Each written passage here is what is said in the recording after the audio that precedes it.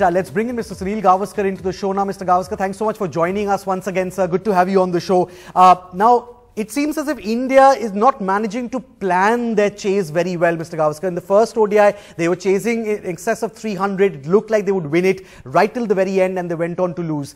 In this match, it looked like post the 30th over or so, again, that they would win it. But then again, they ended up on the losing side. Would you say that they are not managing to plan that chase very well?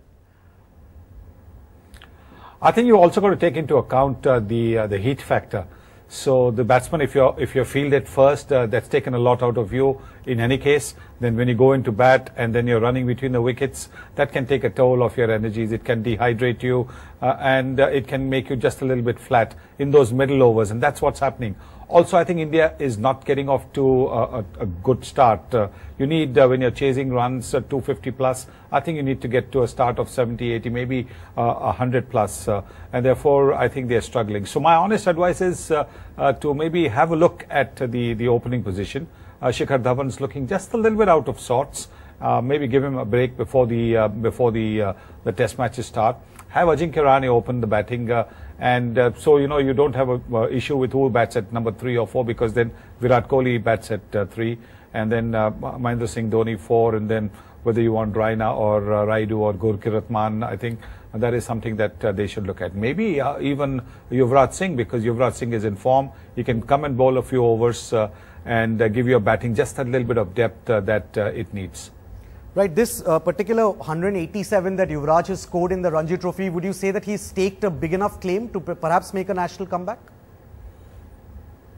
Oh, look, there's no questioning his class.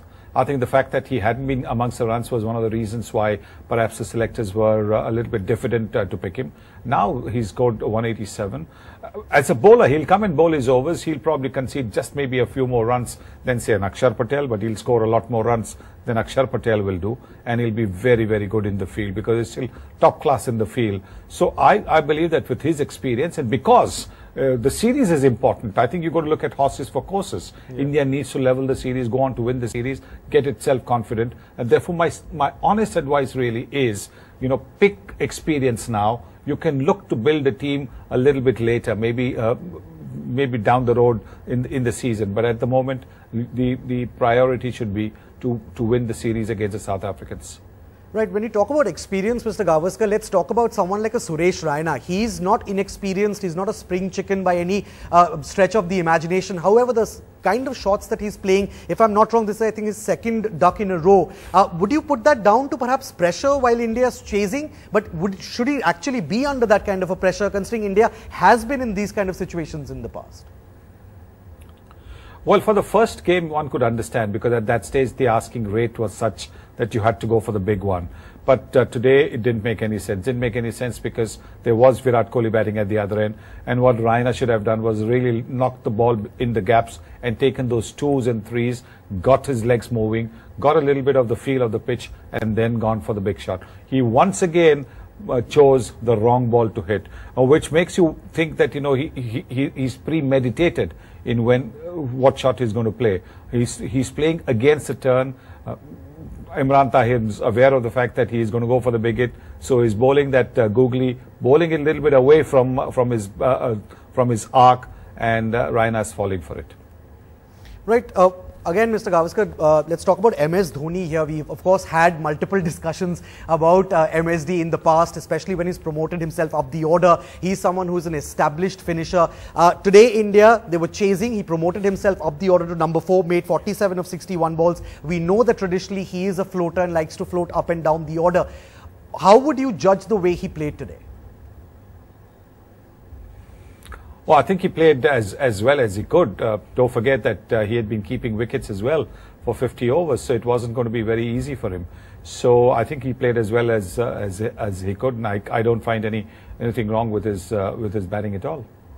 Does the batting order need to be rejigged, Mr. Gavaskar? Virat Kohli, of course, came in at number 3. That's the position you want him to come in and play as well. But overall, Rahane coming way down the order, is that the batting order you would like to see India go in with?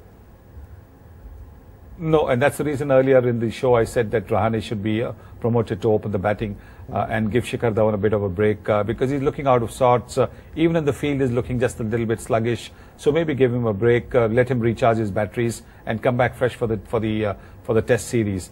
And if Rahane opens with Rohit Sharma, Virat comes in at 3, and then again Mahendra Singh Dhoni can bat at 4, he can bat at 5, depending on who you bring into the team, whether it is Raina who can come in at 4, and then maybe Raidu or young Gurkiratman.